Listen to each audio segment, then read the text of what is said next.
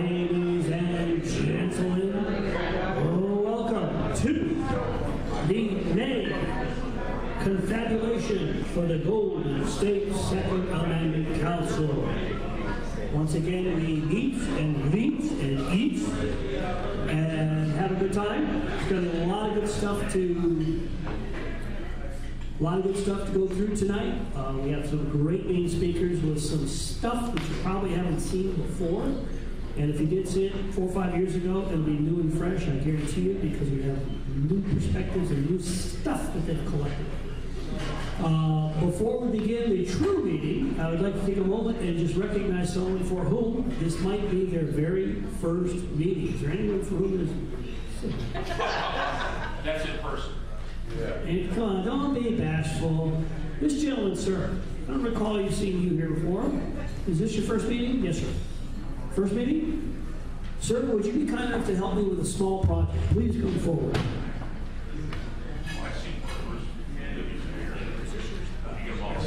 First of all, on behalf of the club, welcome. Hope to see you many times again. And I need your help with a small project. Would you please lead us in the Pledge of Allegiance? All right. Cover.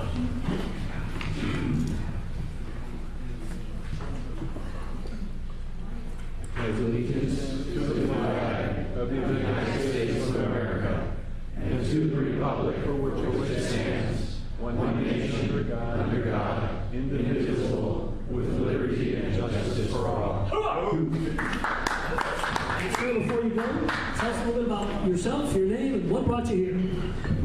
Al William, longtime shooter, Vietnam vet, member of the Senate of Valley Rifle. On behalf of the club, once again, please don't miss our barbecue. If you want to eat, you will eat very well. Mr. Varner is the master chef in the back. We have lots of assistants. And you get the chance to win not one, but 2 guns. So don't give up on that chance. All right. Sir. Is that a challenge? I don't know what the second gun is yet. I'm trying to figure out something that would be sexy different. So, in fact, maybe that would be a good subject. Okay, we've got a Ruger American in .308 scope rifle. But I'm thinking, we should do something different because we have the Weatherby SA-08 and it's a semi-auto shotgun. Maybe we should do something sort of military looking or sexy looking, like maybe another one of the 22s that look like an AR or something like that. Mike, you had a question about a Gatling gun. I just happen to have one in the GS2AC Armory. But your thoughts? I mean, we've got, we'll have a .357 revolver from the FNRA dinner, which would be nice. I guess the revolver went really good last time. What do you guys think? What do you want to have as a second gun? Any thoughts? And something less than $5,000, please. No. Oh. Okay, you raised the issue. Well, I'm waiting. I'm sorry? Scar 17. FN Scar 308. You just spited me, aren't you? You just Sterling.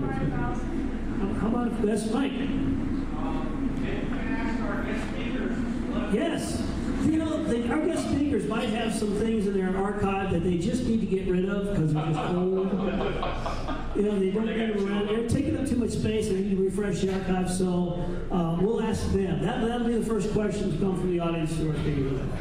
All right. The next step of the meeting is the soapbox. This is a chance for people to talk about stuff that we may not have talked about before. To begin with, our good friends here from the Friends of the NRA dinner are here to tell us about a new chance to spend more money and win more guns. Sir, please come up and tell us what's going on. Thank you very much. You've seen me here before.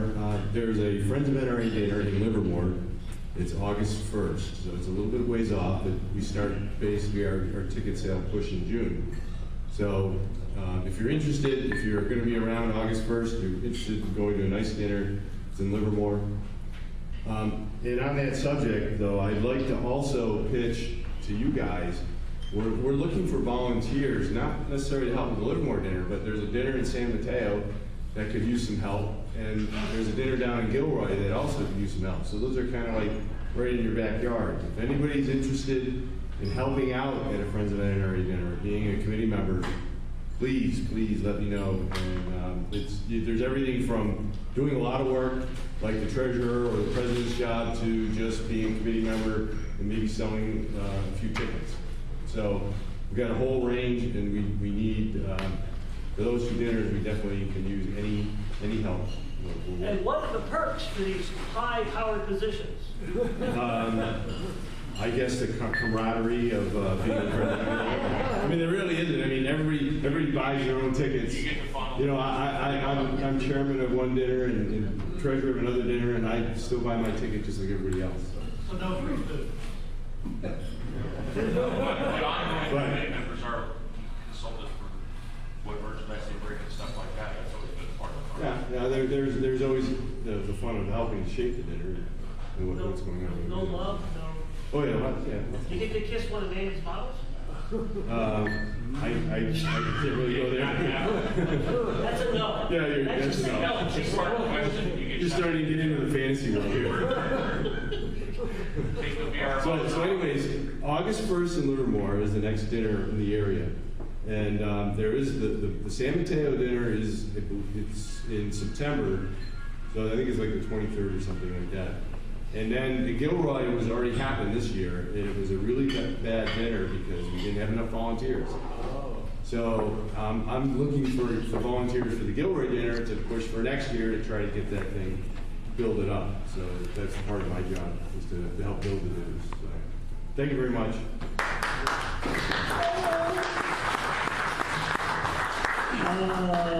Is Oscar here? Oscar's not here. All right, John, you had something that popped up that you wanted to make the community aware of. John, come on up.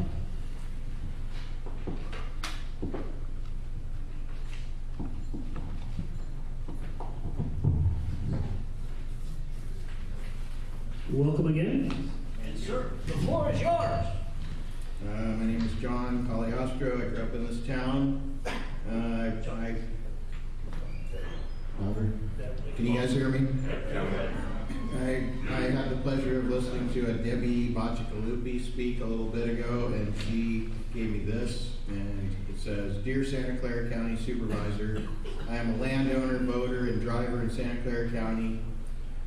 We, the people, did not vote for a road tax on 85. We voted to give VTA the authority to provide mass transit to alleviate road congestion. The VTA does not have legal authority to charge tolls on our freeways. Tell them you will not allow them to move forward with this plan. Surely the congestion can be addressed without charging us to drive on roads we already paid for," and then sign it, and I have the address and I can put it on the table. Bottom line, if you're concerned about your taxes going up and stuff like that, this is something you might want to look into. Thank you, Sir John. All right, welcome new members. Yes, it's done. Meal receipts. Remember, folks, the way we keep the organization afloat is with a little bit of the green stuff. One of them is when you have a dinner here, if you save the receipt, we get credit for that, and we sell enough dinners, and then we get to use the room for free. This room is not cheap. So please, if you have a receipt, you bought dinner, you haven't turned it in, give it to Mike in the back or me up here. Okay, it's very important that we have those calculated, we make certain minimums. Also, and Matt, remember, we have the barbecue tickets are on sale. Now, as you voted a couple months ago, we did have to raise the price this year to $25. I don't know if any of you have been to the supermarket recently, but tri-tip that we used to pick up for about $3 is now almost $5 or higher, even on special. Pork, ribs I used to pick up for $1.65 to $1.99 is almost $3 or more. Even hamburgers up there. So there's just some costs we have to absorb. I held the line as long as I could, but we've got to make it up somewhere. So it's still $10 for 3 additional rifle tickets. Best deal out there that you're going to have, and the deal is still the best deal you're going to have out there. San Jose Gun Show. Now, ladies and gentlemen, we have a San Jose Gun Show coming up on the 27th and 28th at the Santa Clara County Fairgrounds. We need to have a table. We haven't had a table because with Sally disappearing off the face of the earth for running the TNS gun shows, that's shut down. That no longer is there, so we have to go there. We'll probably have a table outside the first time we do this. But we do need people out there. We need to be interfacing with the people in the public. We are not getting as many people signing up and showing up and stuff like that. We've got to do some outreach. So, like I said, this is June when this is going to happen, but I need to know if there's a couple folks that can help me get out there. Basically, sell barbecue tickets, tell them about what we're doing, get them to sign up. If we pick up another 30 or 40 names in a weekend, it's not hard at all, but we definitely need to get that done. We need to be in the community. We need fresh blood. People are coming to the gun show. It's a good chance for them to come to us rather than have to us go out to them. So I have a few people who will usually volunteer for that. Is there anyone for whom they would be interested? It's a Saturday. It's a Saturday after our meeting in June that would be able to help out with the gun show table. Anybody? Yes, sir. When you volunteer for that, you still get free entry to the gun show, is that correct? Don't know yet. We haven't worked that out with the promoter as yet. Okay, we have to work that in. So if anybody that can help out on that weekend with the gun show table, Sunday afternoon, okay.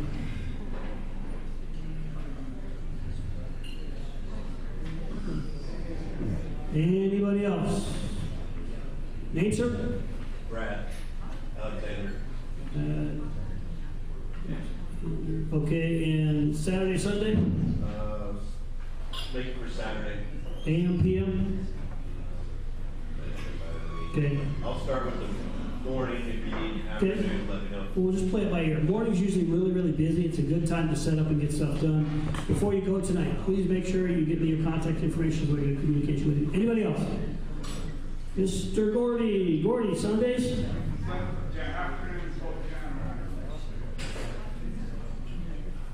Okay, perfect. Okay, so that's the first start. I will be pitching this again at the next meeting. A question for the ages. Can anyone here tell me how far a Jeep Cherokee will coast down Cuesta Grade without a transmission? There's your answer. All the way. No. I can tell you. Your Jeep Cherokee? My Jeep Cherokee, yes. 10:30 at night, going down the grade, and all of a sudden, woo! And all of a sudden, there's no traction. And believe it or not, it wasn't the transmission; it was the transfer case. So I can tell you that you can go within a half mile of Monterey Road. I can also tell you that at 10:30 at night, you still have a chance of getting the last hotel room in San Luis Obispo on Memorial Weekend. At a hotel that is right next to a Denny's, which is just across from a place that I went into, and they were just shutting down for the last beer of the night. I'd say a lot of fortunate things happened there, and I actually got a tow truck at a reasonable hour. So there is hope out there. There is hope out there. Okay, enough of that silliness. Now, on to the Vice President report, Mr. Brad Cyphers. Yay!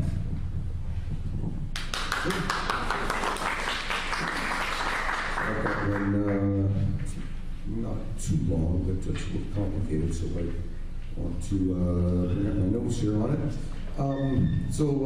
Where's my notes? There we go. A couple of magazines ago of the USCCA, the Concealed Carry magazine, they had an article on what they called stupid carry. On my, as a variation on my theme of the moron report, I'm going to do a report on stupid carry here. So there have been some recent cases of stupid carry. The first one, the stupidest one, a guy was carrying his gun in his pocket, without a holster, just in his pocket, just by itself, reached in to get his keys or whatever, went off, obviously striped his leg, but also fragmented and hurt 3 other people. And so that's stupid. You don't carry a gun in your pocket without a holster.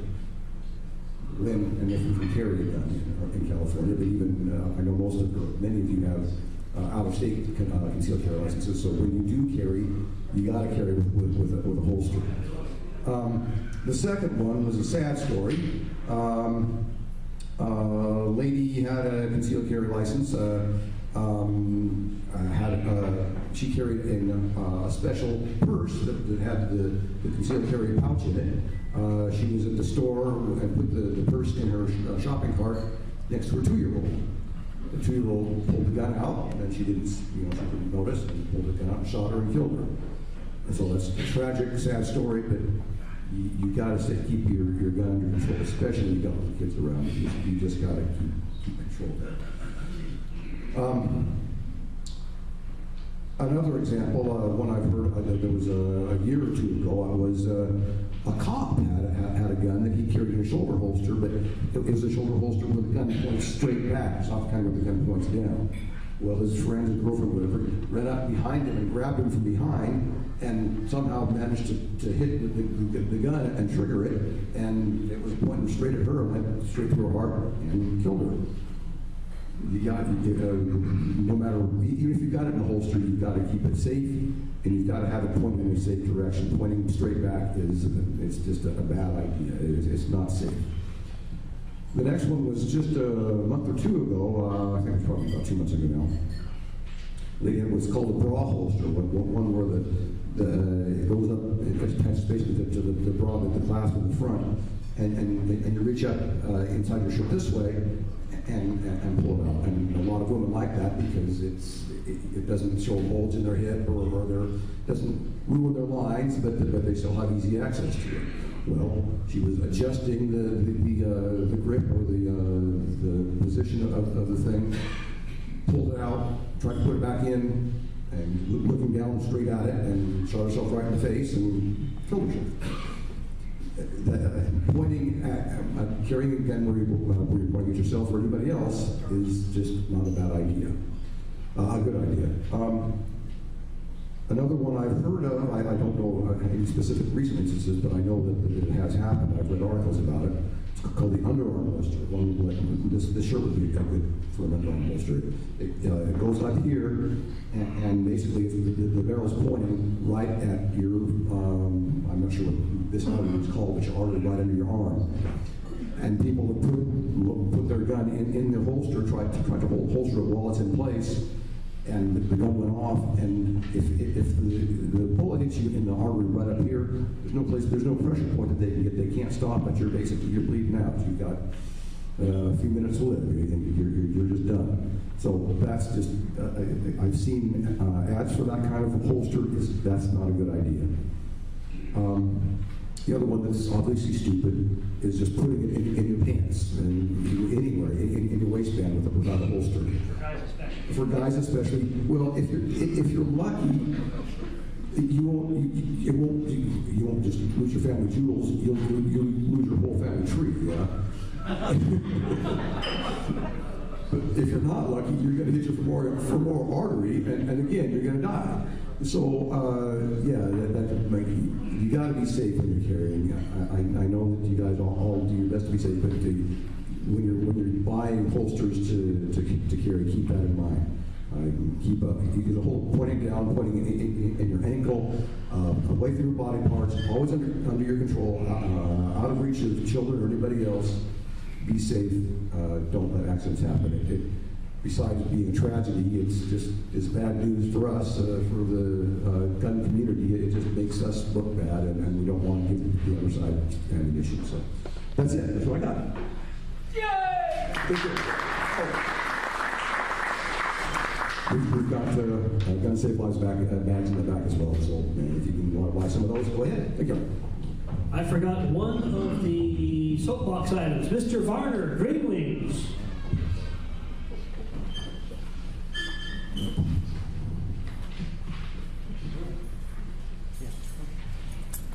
Thanks, Mark. Another one of our events events that we do every year. Gabe, the former owner of Curly Sporting Goods, puts on the Green Wings, the Ducks Unlimited Youth Day. We used to do it up at Lake Merced. For those of you who don't know, there was a shotgun club up on Lake Merced. It has now been closed down. They've lost their lease. For the last couple of years, Gabe has moved it to his property on the way over on 92 to Half Moon Bay. So on the coast side of Half Moon Bay, we have a property. Every year we put on Green Wings. It's an event for the kids. We supply the air gun range. There's also decoy painting, birdhouse building, archery, hunting dog demonstrations. A lot of nice activities for the kids, and it's all free. They get a hot dog lunch and lots of great prizes. Tents, Red Ryder BB gun, archery kits. If you have kids, bring them to this event. It's free. They just ask that you call and register ahead of time so they can plan their food. And it's on the same weekend as the gun show, June 28th, day after Father's Day. Vince Moldry over here, he heads up the air gun project. But we do need a few more volunteers because I want to have one instructor for each position. We normally run 5 positions plus a range master. So Vince, what do we have? You, myself, one other. We need at least 2 or 3 more people. I might have 2 more. Okay, I'd like to get 3 volunteers. It's a nice morning. Okay, come see me at the table before the meeting's over. I'll get you the information, and if anyone else is interested, please see me in the back. I'm supposed to have flyers. I didn't get a chance to print them up, but if you want to leave me a phone number or an email, I'll get you a flyer so you can get the kids. And let your friends know it's a great day. Thank you, Mike. Any questions? Okay. Secretary report, Madam Carolyn Seidel.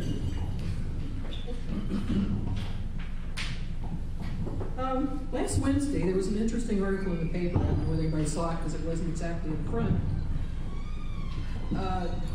It was in Hartford, Connecticut, and the feds were investigating Connecticut gun maker after agents found nearly 3,000 assault rifle parts, missing serial numbers, in his possession.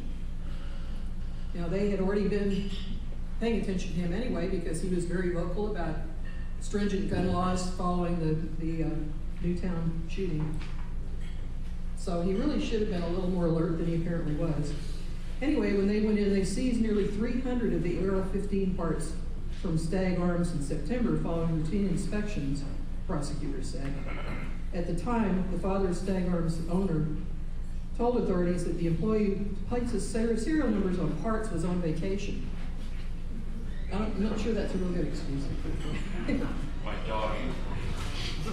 Anyway, the New Britain-based gun maker gained a high profile in the state when he became vocal about the gun laws.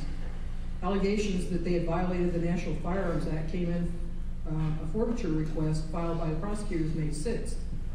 Prosecutors asked the judge to allow the government to keep nearly 110 of the seized assault rifle parts for the, quote, use and benefit of the United States, unquote. So I wonder if maybe they didn't quite learn anything from Fast and Furious because they weren't exactly, nobody had to actually pay for that. It didn't seem like anybody got any bad action on that. But anyway, this is kind of an ongoing thing, and I think the moral of that story is, if you're going to speak up and put yourself in a place where you get their attention, and you're dragging a little chain on the guard dog, maybe you should be sure that your backyard is really cleaned up really well before they come in and visit you. There's a lot more to it, but that was kind of the basic part of it. The other little item I have is not specifically gun related, but I thought it was sort of funny. It happened in Norway. So a recent contract for murder case in Norway came down hard on a hitman who got cold feet. He stalled repeatedly and was sued, if you can imagine, by the payer who won a jury verdict for unrequited killing. Then, because the hitman had attempted to extort more money from the payer to find a suitable killer, the hitman was fined $1,200. So I thought that was sort of interesting.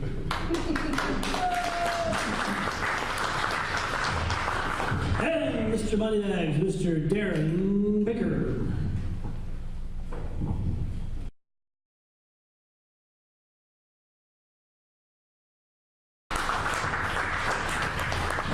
Legislative report, Mr. Michael Schrader.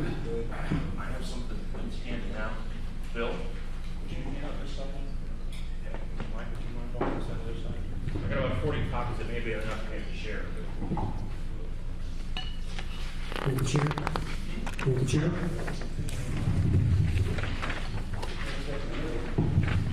Well, they're passing those out.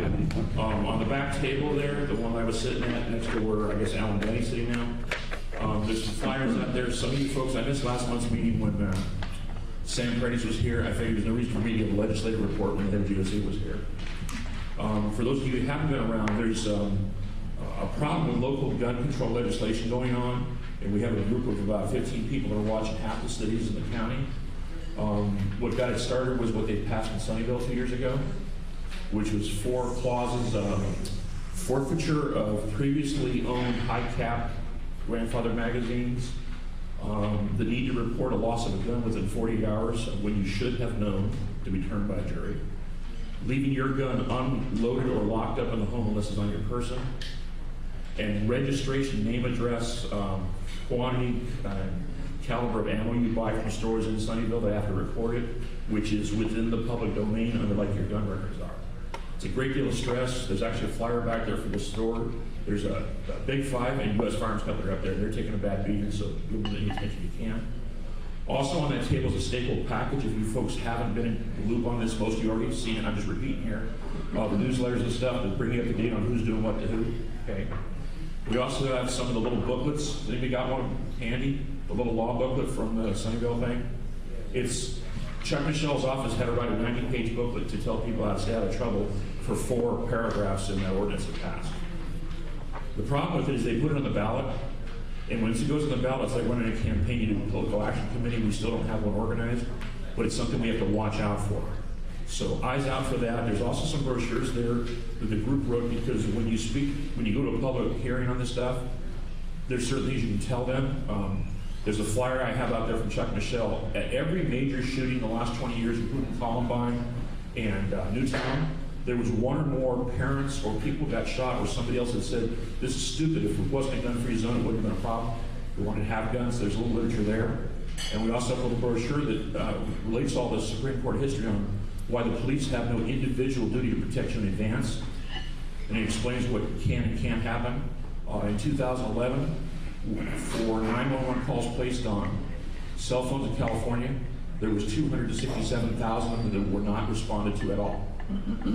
So explains people are on their own. The sheet we handed out listed the bills. You haven't heard a lot about gun control bills this year. There's about 15 pro-gun bills worth looking at. If you go to the CalNRA, everybody remember the one-click site, it's up and running, and you'll see there's 4 bills on there. Right, you have extra copies left? So that's what we handed out. I have a tendency to assume that folks are gonna not do everything we ask them to do, so I prioritize. It's great that there's pro-gun bills there and be happy if people worked on it, but the one-click email will make a difference. Next Saturday, June the 6th, any bill that's there that's still in their house of origin, so if the assembly bills are still in the assembly, they die then, which means we're off the hook for the rest of the year. That would be a good thing. The Senate bills that die in the Senate stop also on the 6th of June. Any bill that gets moved out of the first house to the other, we're going to continue to fight until August 31st. So the 4 bills I'd like to bring your attention to, and these are anti-gun bills. The first one, you want to wonder why it's a big deal that they're restricting ivory possession. There's restrictions on modern ivory possession to stop the poaching of elephants and other animals like that. The problem is, in order to do that, and the knife people who are hot on this and the gun people are, let's say you happen to own a pistol that has real ivory handgrips on it, or a knife. Okay? It used to be that you didn't have to prove it other than it was in the last 20 years. Now basically, going back to 1900, unless you can show that it's older than 1900, you have to prove you have the ivory legally, which means possessing it on a firearm that it came with or whatever becomes a matter of proving. So it's a law we don't want to go through because it's an overreaction to the ivory problem. You just need to make sure you have people coming in, not go through people's collections. It's a little like finding an 89-year-old World War II veteran that's got a gun that he didn't know needed to be registered as of 15 years ago. Okay? So in fairness, that one should be resisted. The ones with the X's on there, okay, there's one called AB 1134, and it was basically because in San Mateo County, All the city's made a deal with the sheriff to process CCW permits, which is fine if he doesn't, but if he doesn't, according to state law, you're allowed to go to the city you live in and or the sheriff unless you're not incorporated. San Mateo did that. They made an agreement, so now you can't actually apply there. If the sheriff turns you down, you're done. So they're trying to change the law so it becomes legal for these agreements. It may be more efficient to have the sheriff do it, but the bottom line is you lose one of your two options if you live in a city. So I had a question about that because years ago when I tried to get a license in Sunnyvale, when I wanted to find out what the process was, I called the sheriff's department and they said, "Oh, you've got to go to your police chief." And they said, "And then if your police chief turns you down, then come to us and then we'll pull it." Well, obviously they would have turned it down too. And they would have double dipped on the charges they hit you with, yeah. And, yeah. So I'm not sure how this affects. Well, if you live in the city and your police chief says no and you're out of options, would you like to be able to go to the sheriff if the law says you can? Well, so it's your option. You don't have to do it. What my understanding was that the police were going to just basically go to the sheriff themselves. In specific cases like that, that's the whole point. That's what they're doing. But to stop the runaround, the law currently says you have the right to do either. How many of you have seen the CCW page at calgunsfoundation.org? If you go to their website, they got a page called LTC License to Carry. Their community in individual counties, including the lead guy, is keeping track of the paperwork, what's going on. Now, I'll give you an example in San Mateo County. The police chief in Pacifica tried charging $900 to accept paperwork. Now, the sheriff had already agreed to process the papers. All the city was supposed to do was collect the $100 fee and turn it in. They didn't do it.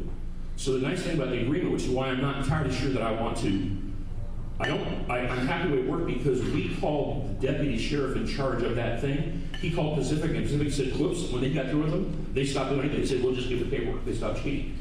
So there's some advantage, but right now the law says you have the right to do both if you live in the city, and this would preclude it to give them a chance to play more games. So that's why there's a request from NRA and CRPA and GS2AC to vote against it. Okay.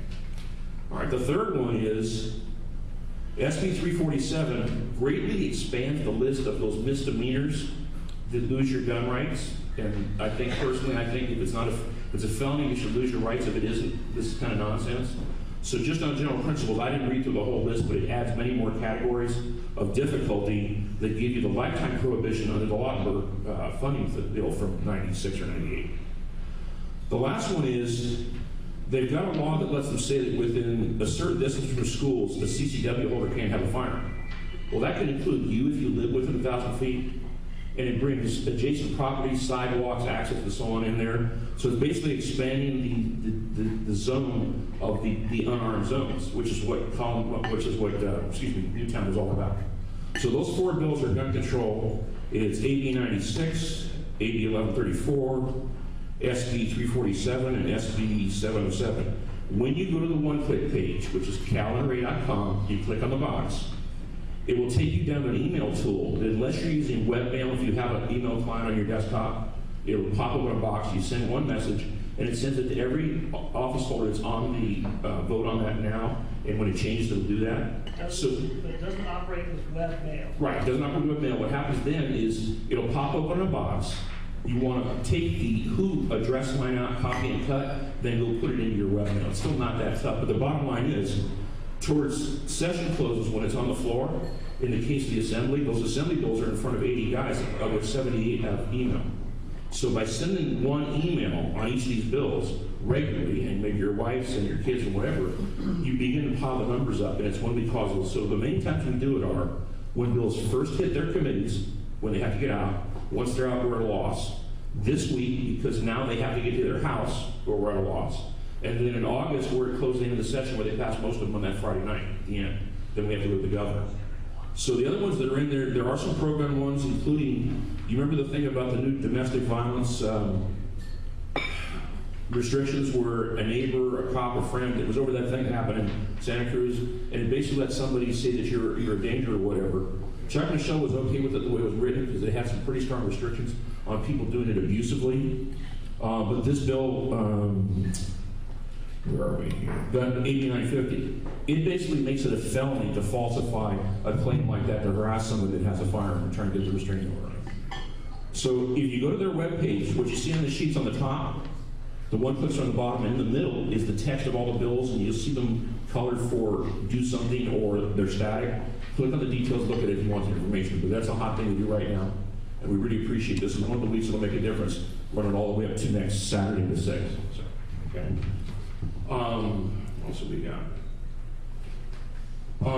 At this point, that's the only one I'm worried about, but we also discussed last month in email, and I wasn't at the meeting. The cutoff deadline for a city to put a ballot initiative into the county's package to go to the November thing ends either in late June or, Bill, do you remember, June or July? The year they did it in Sunnyvale, they dropped it in June, and that was the meeting. The city lawyer kept saying, we got to do this tonight, we got to do this tonight, because it couldn't go there. So we started watching for that. Last year, under the public speaking section, Sally Lieber, a former assemblywoman and mayor, tried pushing it in Mountain View, but they ignored her. Last month I sent an alert for people that they've not taken the time to look at their agendas of their city council. We appreciate the help right now. There's about 8 or 10 cities we got covered. There's 17 down here. And this month and next month in June, I think, are the months where they can pass that and put it out. So we want to be able to know what happens and get a response from Chuck Michelle. So we still have our little email address of alerts at s3cs2fs.org, and it's on the brochures back there too, to let us know so we can get some reaction and stop it. But basically we figure if we get to July, we've got breathing room for another year. So far they haven't done it since 2 years ago, but if they put it in the ballot, we're going to have to get the dealers to spend money and organize a political action committee. We're going to have to fight it tooth and nail. We're going to have to sue them in the Secretary of State's office, because last time they didn't have valid signatures and so on. So if you get a chance to sign up for the agenda from your city, and you can read through the sections on it and find out and let us know. You send a message to GS2AC, they can get it to me. But that email address, which, you get that posted? Or maybe get it on your website somewhere? It alerts our volunteer team and Chuck Michelle's lawyers right now. We don't want there to be a time delay. We only get 3 days notice of a public meeting. So Chuck Michelle is paid and ready to do this stuff, but we have to stay on top of it. So if anything, before you run off for your summer vacations, check your city's agendas. If we get to July 4th, we're probably good. But if this thing gets back on the ballot and spreads, you're gonna, I gotta be truthful. The stores that are hit with this thing, where they make them register ammo, their gross business is down 50%. Because people go online, they see the problem about buying ammo, they never show up. So I got 2 stores, one in Mountain View, one in Sunnyvale, and the one in Mountain View is going just gangbusters, and the one in Sunnyvale is trying to keep enough work going to pay his employees that have got kids and families. So it's a nasty thing that happens, it's a big lie, and it's similar to what they did in the state of Washington, state of Colorado. They're doing next year in the state of Nevada. They have initiatives that the press won't tell our side. Bloomberg's got all the money in the world to do it, and it only costs $3 a head to get signatures from somebody, like kids and people they pay to sit in front of Safeway. So with the money they've got, they can put it on the ballot anywhere. We want to hold the feet to the fire net, make sure they do it legally. We want to see it come, and we want to fight it. Because the way it is right now, if they use that system and we don't respond, they can pass anything they want. It was such a big deal that the Republican committee in this county 2 years ago voted to stand with us and spend $20,000 to stop it. Because if you only got 23% Republicans, they're going to pass this stuff right and left here. So please pay attention to that and let us know if something happens. If it doesn't, have a good summer. But it is a peak point right now to watch out for. Thanks.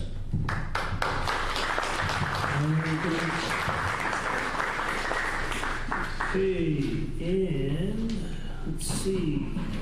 We have a webmaster report, Mr. Frederick Hoot. And Mr. Frederick, you're supposed to shake the hand back and forth like the old, it's just on TV. You know?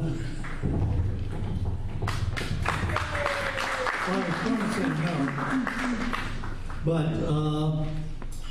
Mike Varner, I gave him a huge 3 terabyte drive, and he hooked it up to his computer, and about 1/3 of it is full with videos of the past meetings. So I've been putting up the meetings on our YouTube channel. So you go to GS2AC.com, YouTube.com/GS2AC. You go to our YouTube channel, and you'll see a couple videos up there, and you'll see even more in the future. And once again, if there's anyone who has digital skills, IT skills, etc., Fred's always looking for someone to assist in what he does. It's pretty straightforward. Even a techno-primitive like me, I am told, can learn what to do. But assistance with the website, very helpful. So please, if you have a second or two, talk to Fred. I'm sure he'll give you some help. Okay, moving on. Let's move on to our featured guest speakers.